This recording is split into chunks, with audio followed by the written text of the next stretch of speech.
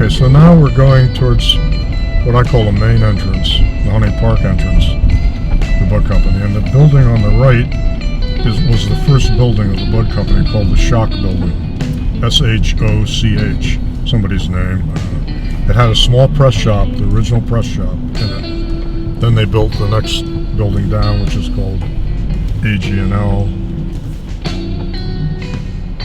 And then if you look straight ahead, the next building up is called the R Building, which was the next building. And this is all production. So, I don't know, can we keep walking? Maybe somebody will throw us out, maybe they won't. Let's go. How many people would you say worked in this building right in front of us? Right here? Yeah. I would say with the press shop going in the upper assembly floors are probably 700. Full time? Full time.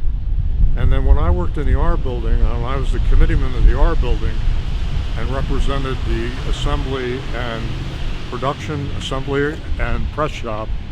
I represented 800 workers, and I had 15 shop stewards below me.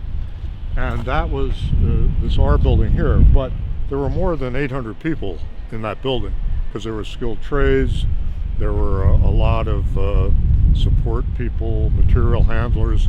So there was certainly 1,300 people working in that building. And this was the late 70s, actually. God, it's such a mess. Yeah. It's sort of painful to look at. What does it make you think? It makes me think that I'm a dinosaur, and so is my factory. You want to sneak in here? Not gonna say no. Watch out.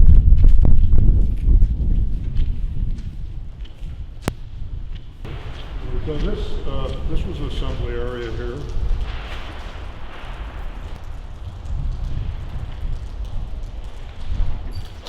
You all right?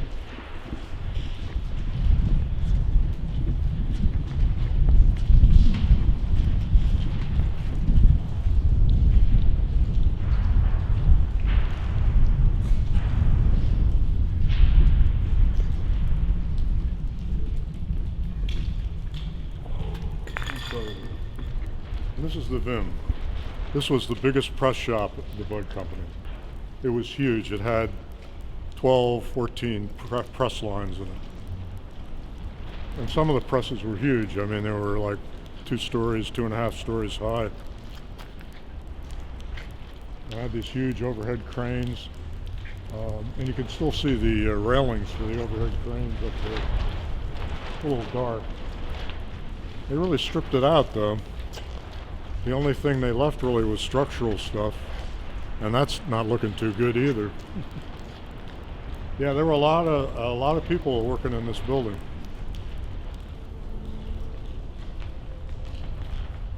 Pretty spooky, eh? Yes. The ghost of the industrial. Is there any specific location that brings a memory to your mind? No, it's just the whole process. It was huge. I mean, to represent all these people, to walk up and down the aisle. I mean, you didn't do more than 1 or 2 tours a day just to check out what people were doing, see if there were infractions of the contract. I mean, I had shop stewards too who were supposed to be doing that, but some of them were no damn good. So they would expect me to have a presence on the shop floor, and I would get into arguments with certain foremen who were real assholes. I mean, and you know, a lot of white, not a lot of them, but a fair number of the white foremen, their racism came out in the way they treated black workers. You know, the things they said. You know, I remember one black worker once told us, this white foreman, he said, "I told you from Jump Street I wasn't going to do that." And the foreman said, "Don't talk about Jump Street. You don't talk that shit in here. Talk to regular." You know, it's like he's putting down Jump Street. Like, this is a big Afro-American, you know, stupid. And I've heard worse than that in private conversations where they thought they weren't being overheard. Oh, it's tough. What tough did it stuff. mean for you personally to represent your colleagues? Well, I mean, personally,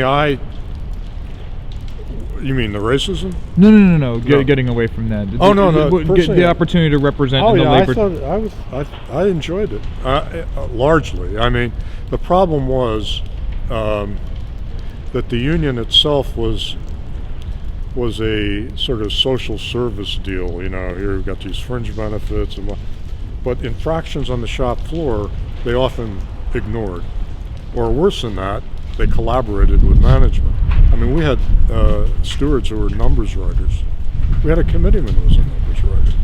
You know, so he used the position to enhance his bookkeeping operation. You know, so yeah, that's. But for me, I mean, it was trying to take care of people and show them that what the union really meant in terms of collectivity and sticking together and so forth. And I led some work stoppages and so forth that were more or less successful. Overtime refusal, because overtime was not mandatory. So one of the weapons I could use was to refuse overtime. But if I were caught doing it, if I were caught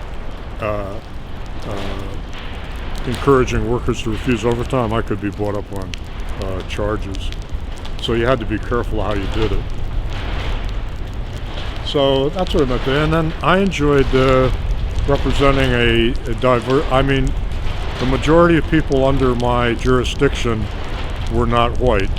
White workers maybe were 45%. Majority of workers were black. When I ran for steward again, I had no problem because they were tired of being misrepresented. Really.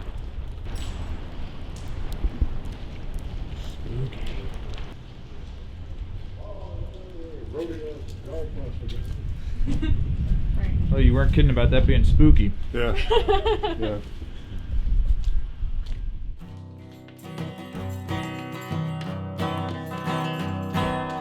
Riding on the city of New Orleans, Monday morning red.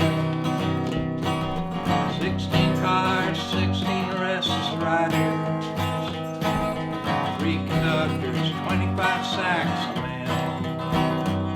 All along the southbound Odyssey, train pulls out of Kankakee, rolls along past factories, farms, and fields. Oh, I'm screwing up.